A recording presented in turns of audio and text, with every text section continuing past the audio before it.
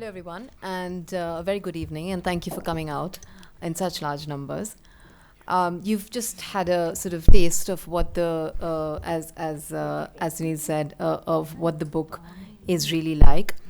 What I can tell you about the book is that it affirms one's faith in the only two things that make this wretched planet habitable: humor and human spirit. However, it is not an easy read. And perhaps it's not an easy read because the teller of the story did not live to tell the tale. But nonetheless, she did tell the tale. And in doing so, left all of us, left the readers who will read this book with a confidant and with a comrade and with a companion in the form of this memoir for whenever they are confronted and affronted by adversity, by disease, and by death. I hope you will buy the book and read it because it really is worth every second that you spend on it and more. To talk a little bit more about the book, we have these wonderful speakers, and I'm going to get right to it, perhaps start with Sadia. As somebody who is in the throes of a battle that Ananya writes about, what is it that perhaps, if you could give us a sense of what is it that you most identified with when it came to this book? Thank you, Pragya. But I do want to thank Renuka for having me here today. When she rang me up, I was actually diagnosed about a year ago, roughly 10 months ago, with the same breast cancer that had gone rogue. And so I'd had various rounds of chemo and therapy. And when Renuka called me, I was really, really quite bad. And I was trying to keep telling her, look, I don't think I can make it. I wasn't really sure if I was going to survive. Because the effect of the chemo was really getting to me. This was a strong chemo. And then, Alhamdulillah, after 3-4 sessions of that, I was actually tolerating it much better. And my PET scan shows that it's come down quite a lot. And I'm able to, I could come here quite easily. And so I'm happy to be here today. I'm happy to have met Ananya's husband, and I'm sure all her friends are here today. And so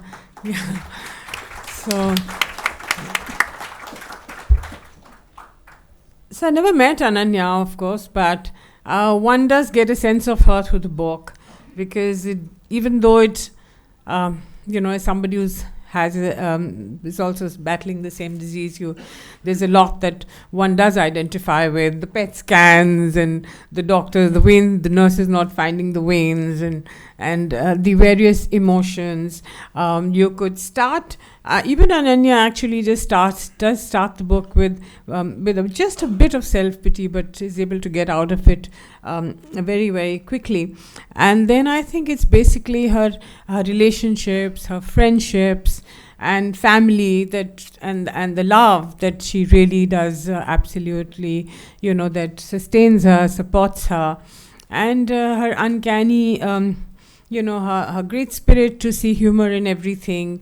And also what really I found wonderful was that her ability to find happiness in just watching a sunset or watching the monsoon rains, and and she's able to articulate that also quite well, that happiness is not really some sort of an abstract, but it's just moment to moment, and how one can really grab that moment and believe in it and live it to its full. And so that I found was a very inspiring part of the whole book, that that runs through. It's not just in one place, but you find it in the subtext again and again, where just small incidents that make her happy, and even if it's the reflections, or like Sunil was reading out, when she's talking, and Renuka mentioned she's talking to her wig, or or describing her breasts as Durga, or talking about the children, and the stories that her grandmother told her, the ghost stories. The tongue-in-cheek with the husband is very delightful. And there's a genuine, I found it very honest and very brave. you had asked me earlier that if I would want to write a cancer diary, and my publisher, the first thing, of course, the publisher, when I was supposed to meet her for another book, and then when she found out that I'd got cancer, she said, "Oh, you must write a diary." I said, "No, I'm not so sure. I've done other books. I don't know if I want to really become somebody who's, I don't want to be remembered just for someone who wrote that book. I want to be remembered for the 40, 50 years of work that I've done. And if at all, I'll write about it." At the moment, I spent the first few months very stunned. So, it was just very overwhelming. And I didn't know how to react, how to respond. So, if I do write, I'm not saying that one shouldn't write, but I think it's very brave to write, to open up that, because you're at your most vulnerable self. And so if I do write, I guess it'll be part of another book, which hopefully one day I'll write.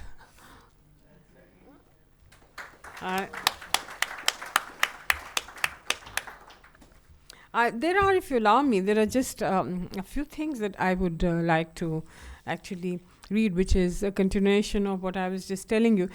To be able to breathe, walk noisily, listen to a rooster crowing, scold a husband, laugh with a friend, and look at something so beautiful is in itself a miracle.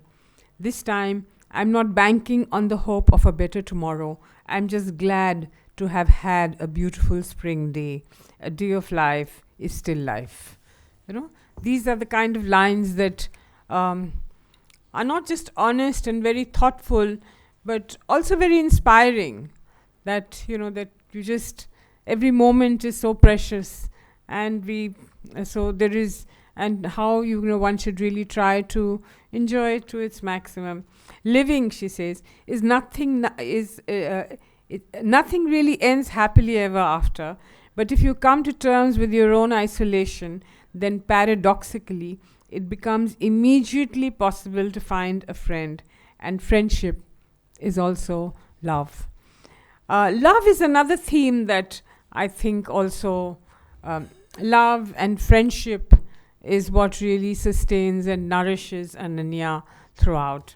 And again, something on finding happiness is an unrealistic goal. This I really found very, very beautiful.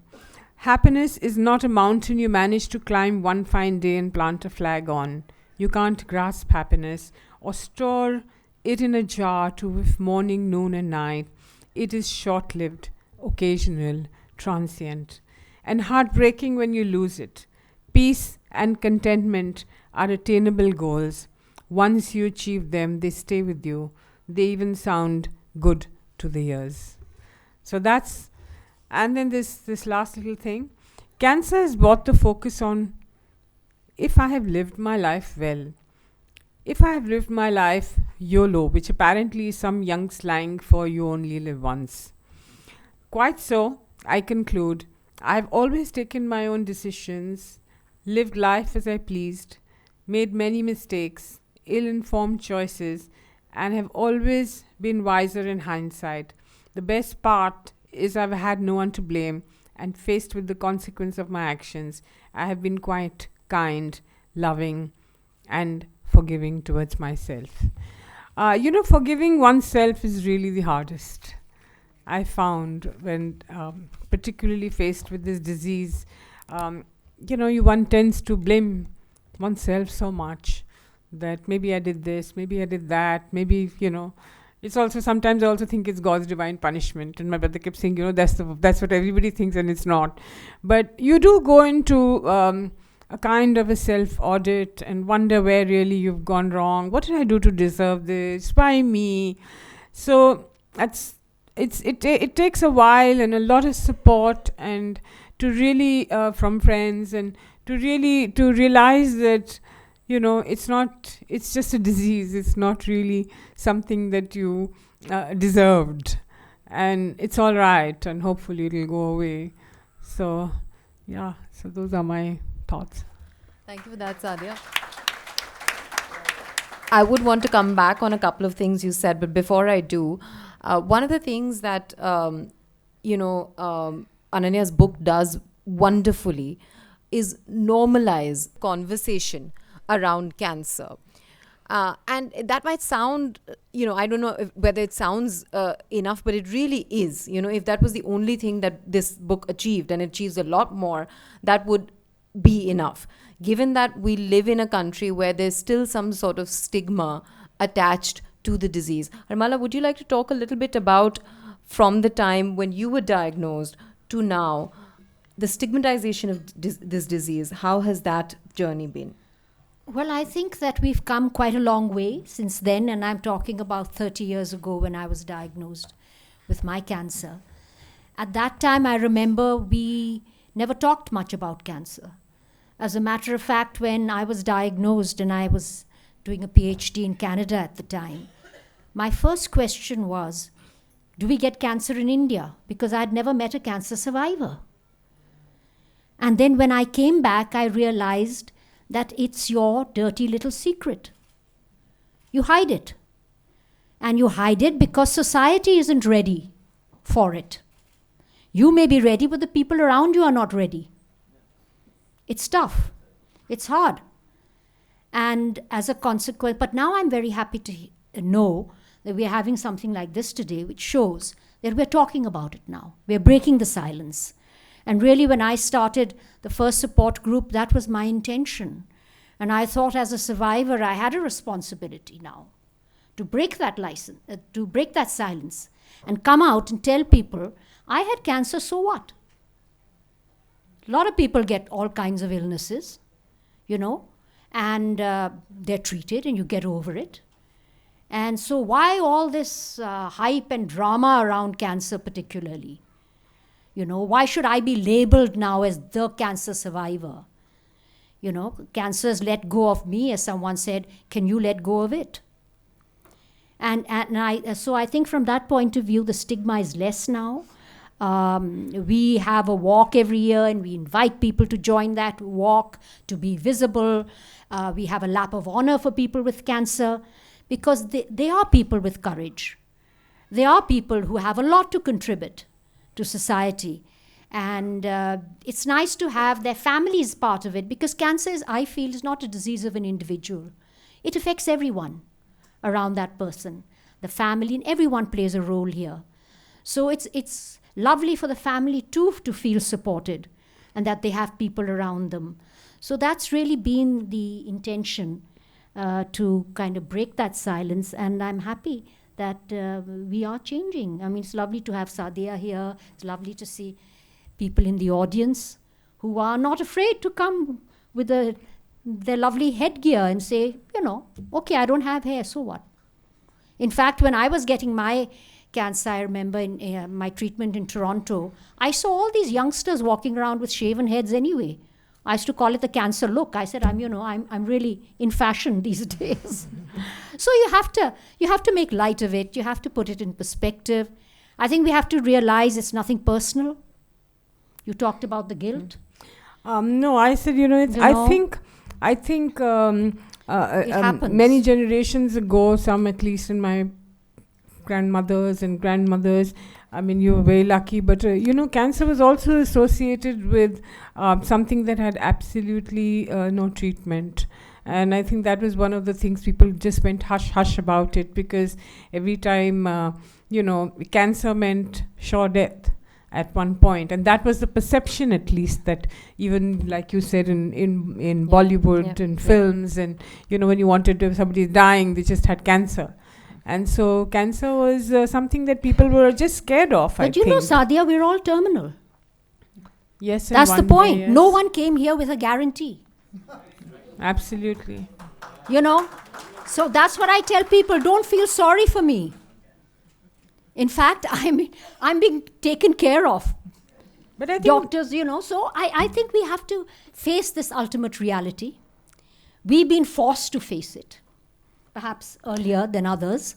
Yeah, but I think things are changing. I think younger generation today is not really. My mother got very, very upset when I put my my bald head on Facebook, and people started calling up, and I didn't particularly say I had cancer, but I think people presumed, and since I have lots of cousins, they started calling up my mother, and God, she was furious with me. She said, you remove that picture now. What is the need to tell anybody? There is no need. And even now I go around head without, sometimes without my hat at home.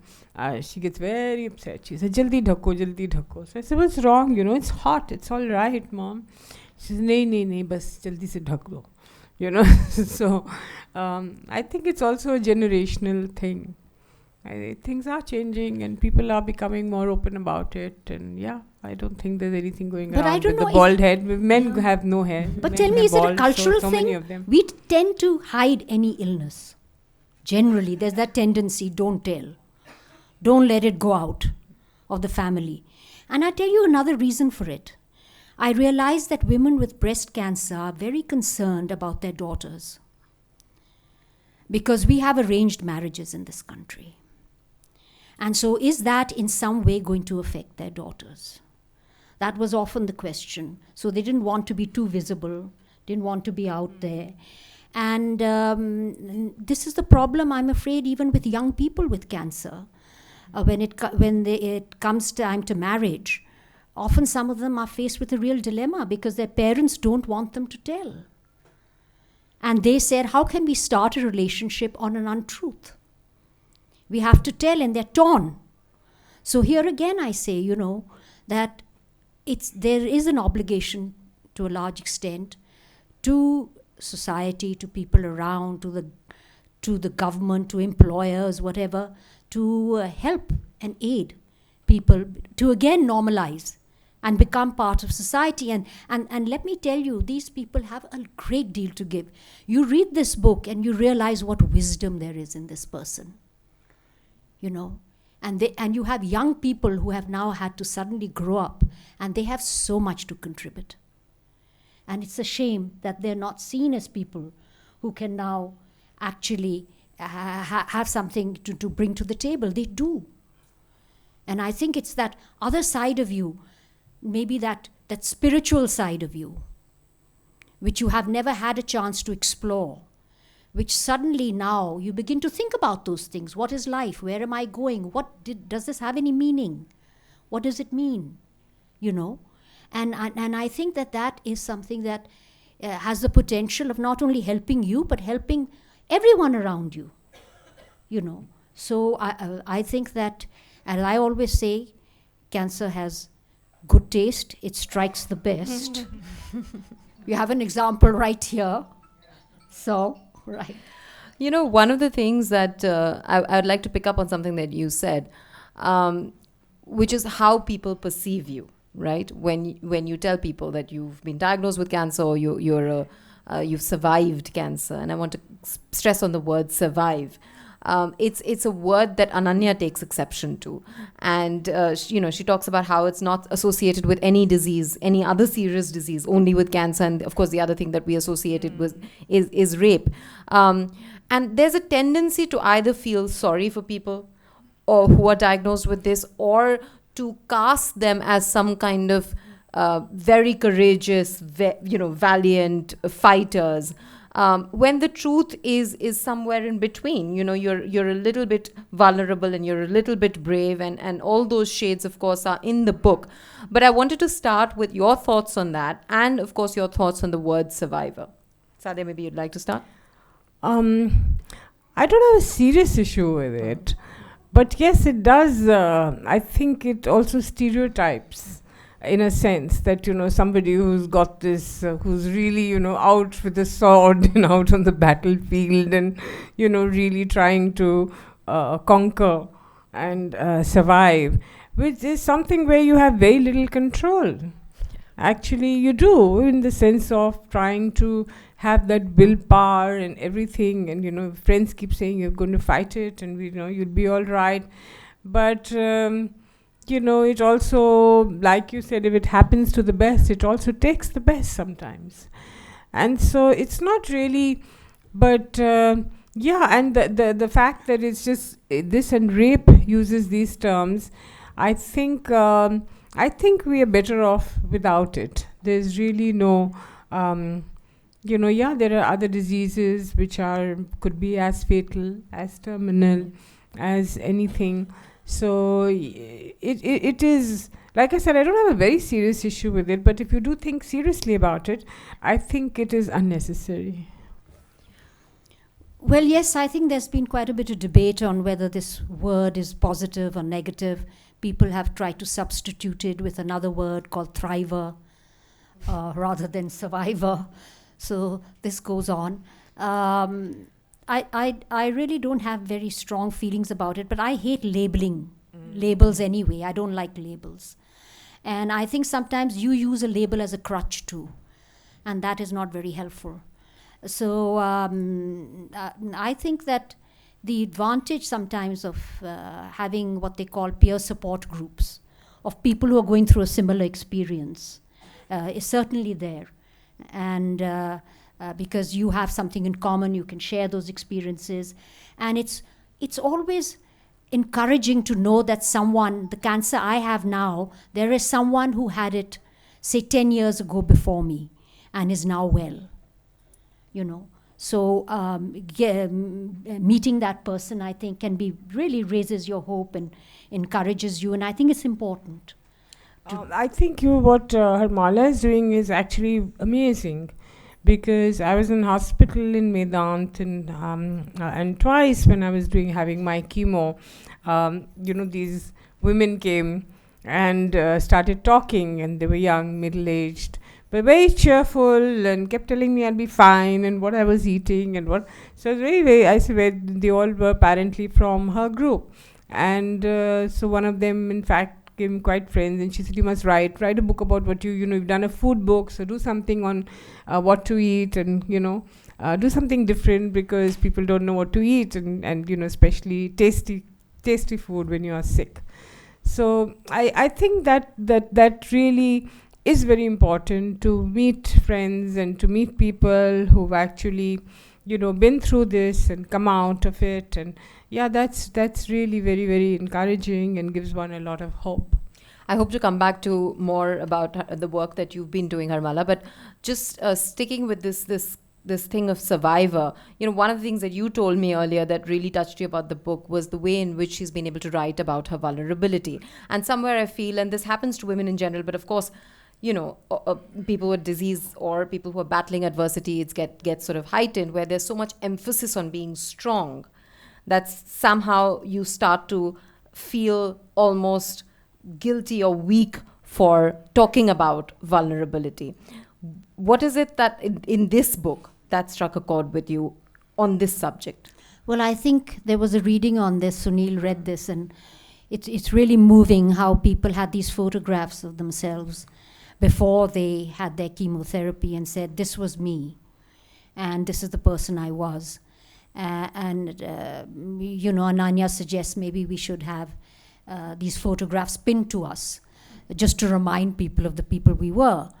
And so that's extremely touching. And I think it doesn't, the way people view you is very interesting, because just one word changes the way people look at you. They looked at you in a different way 5 minutes before this diagnosis. After that, it's almost like you're not the same person, but you are. You still have the ability to laugh, to do all the things you did earlier, but you're not expected to behave that way anymore either, because somehow you've crossed some kind of a line. And I think that's very unfortunate, because at a time when people need to feel cared for and to feel normal and feel they're going to get back to their ordinary life, they're more or less being put on one side. And so I think that there again, we need to be conscious of this. And I think it'll happen once we normalize cancer. It's a disease like any other disease, an illness. We live with it. We are living longer and longer with it. It's like, as someone told me, you know what? I think I'd hate to have diabetes. I think it's much worse in many ways. So, they're all illnesses. And we face them in life and we carry on. Why all the drama around cancer necessarily? I think that's the question. Yeah, a thought just came to me when you talked about the survivor. What I really don't like is when somebody dies and has that cancer, you say you lost the battle to cancer. And that's just always there. I mean, you know, it's something that I never ever want written about me, even if cancer was the cause, because I don't want to be remembered as somebody who lost a battle to anybody, you know. It's no battle. I mean, you know, you can die out of a heart disease, you can die out of diabetic or anything. But why? I think it's just awful to always write. It's just such a cliche. Anybody who dies, you know, is lost her battle to cancer. You know, I was there to lose a battle. You live, you know, and you die. So that's it. So don't write it about me. That's a wonderful thought. But you know, one of the things that really shines through this book, and I'm sure you got a sense of it during the reading, is the humor. It's never out of place, but it's consistent and it is just really redemptive. However, what Ananya does so easily could not have come very easily to her.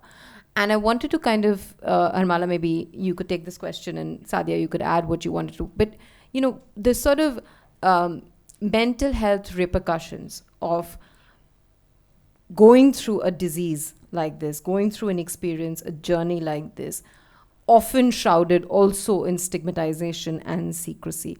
What could be the potential mental health fallout of it, and does that often get ignored in the grand scheme of things?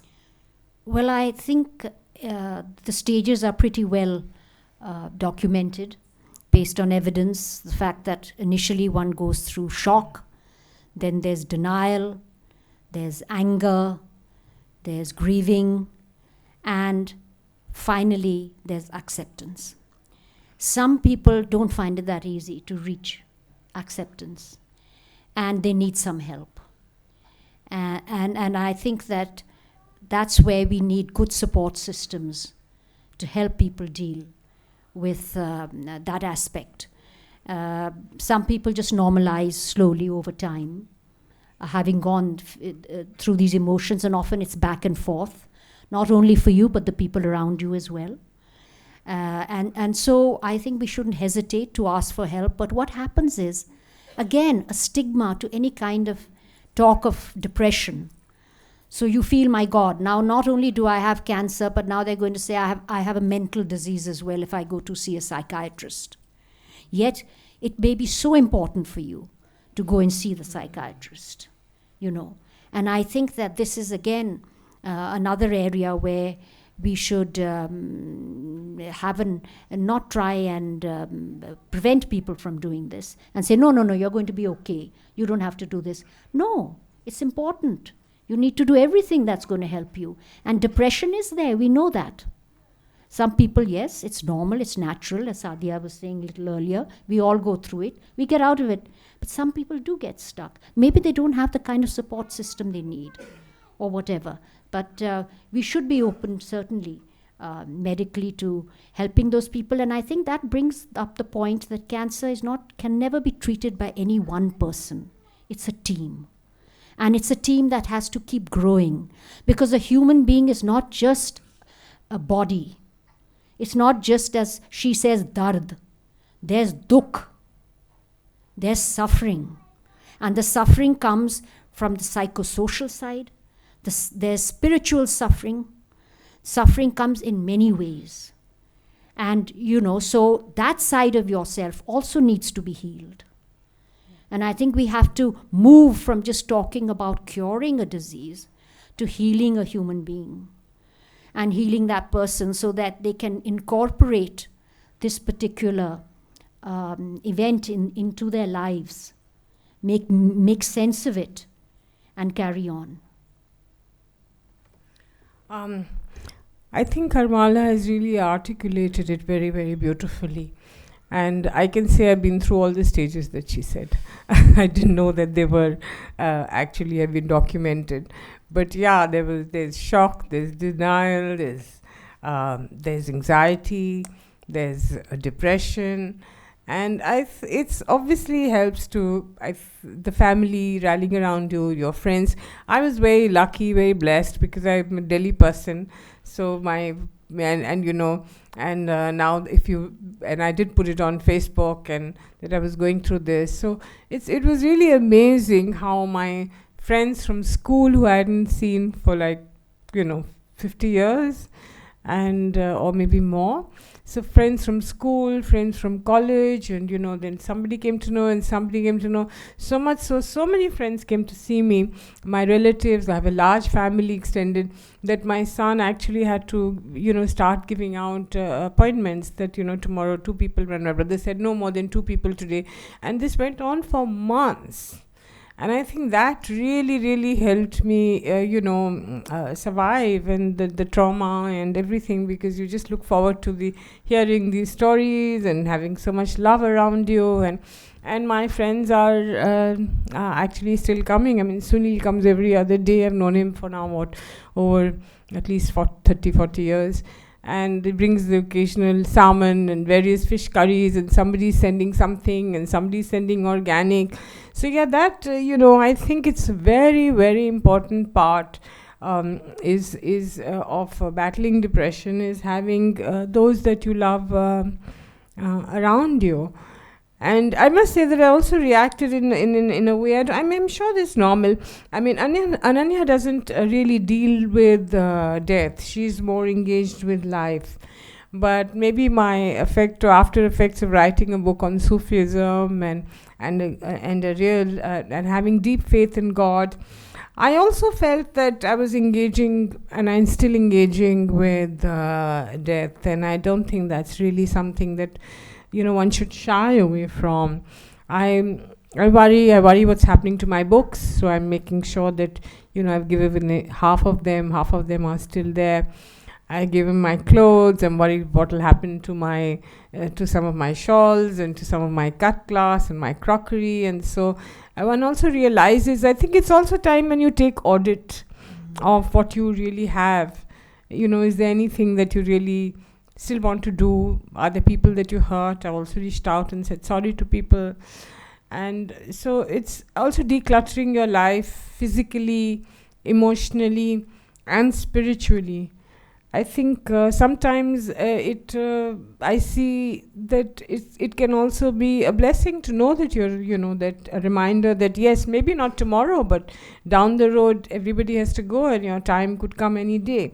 So you have to prepare for that and don't want to leave a mess. I mean, I'm very sure where I want to get buried, so I had to tell my brother where, and I, I've got the cloth from Ajmer Sharif which I want to be wrapped in, and I've kept that. I've told my son that.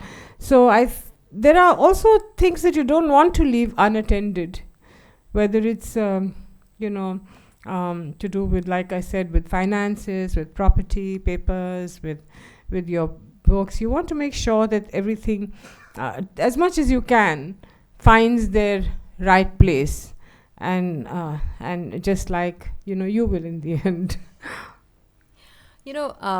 Somebody mentioned to us, I think I'll this one question, and then somebody mentioned to us that when Ananya took on the project of writing this book, it gave her a new sort of fillip of energy.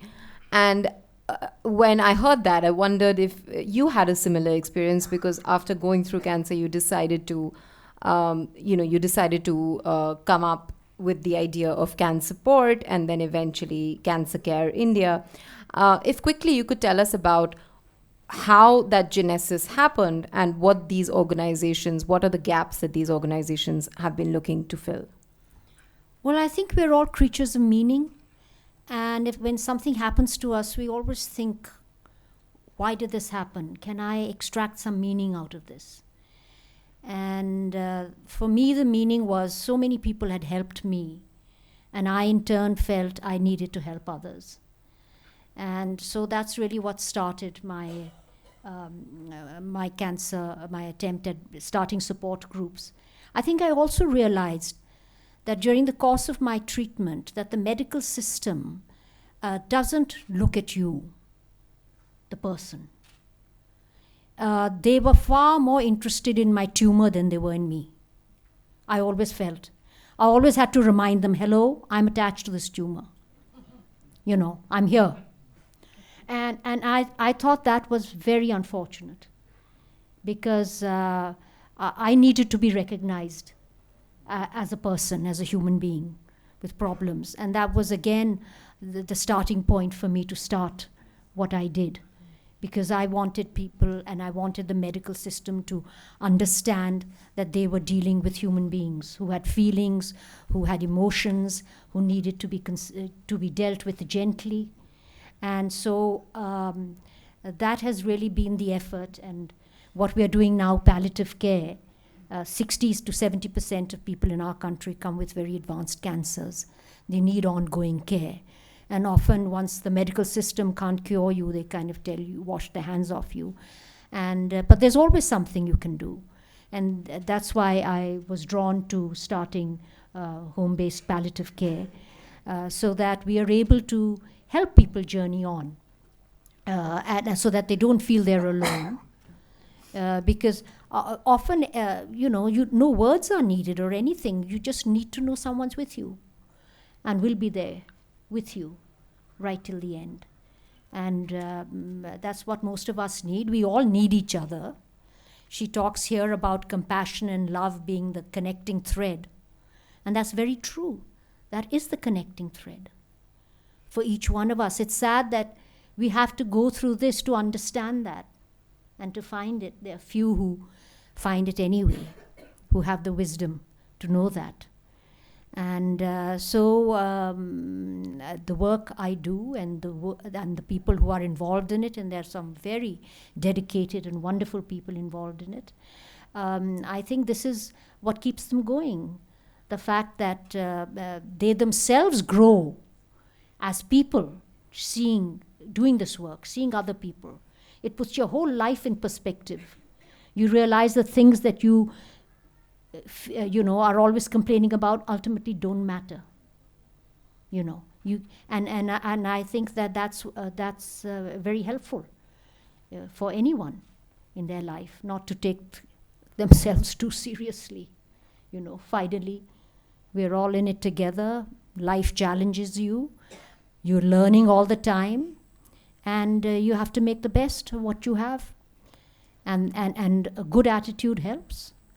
A good perspective, and whatever helps you, whether it's telling a story. You tell a story, or as I remember this 85-year-old woman told me, she says, I told death, I don't have the time for you. You're not on my appointment book right now. You'll have to take an appointment with me. So, this is life. We're all in it together. It's lovely to have a smile, have people come up to you, hug you, tell you that you matter to them. Ultimately, that's what it's all about. And of course, to remember Ananya's words that a day of life is still life. I don't think we have more time. Do we have time for questions from the audience? No, I think we... Sorry? One or two maybe. Over. One or two maybe? Okay. Any comments or questions from the audience? We have time, as Renuka's told us, for one or two maybe. Yes, please.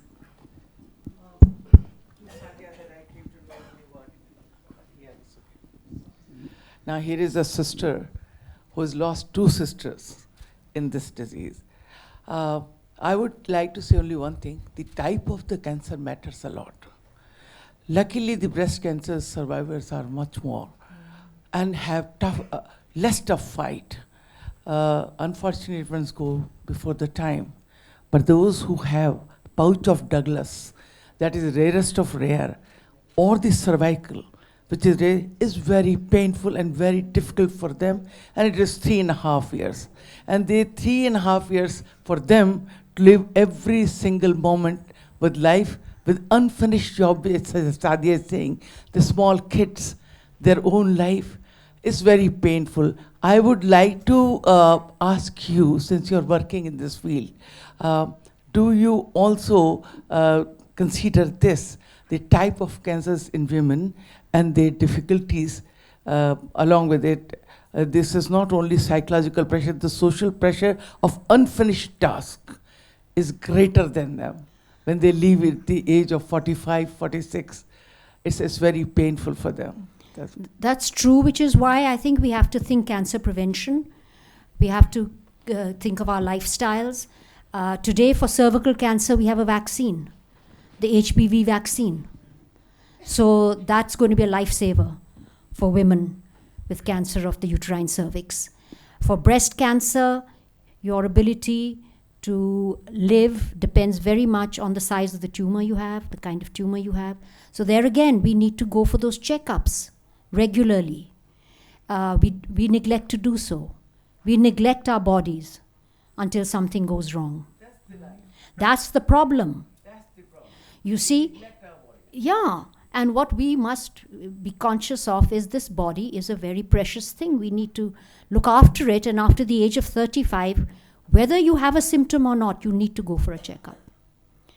And if you are a smoker, you're using tobacco, well, you need to be conscious of the fact that you are in a higher risk than others. So I think to a large extent it's in our hands. If we live a more healthy lifestyle, we make ourselves aware of what increases our risk, and we, go for regular checkups, we can catch it early, and hopefully it will then be much more treatable. I'm afraid sorry. Sorry, Renuka, before, I've been told this is all we have time for. Thank you very much, Sadia, and thank you, Harmala, and thank you for listening to us.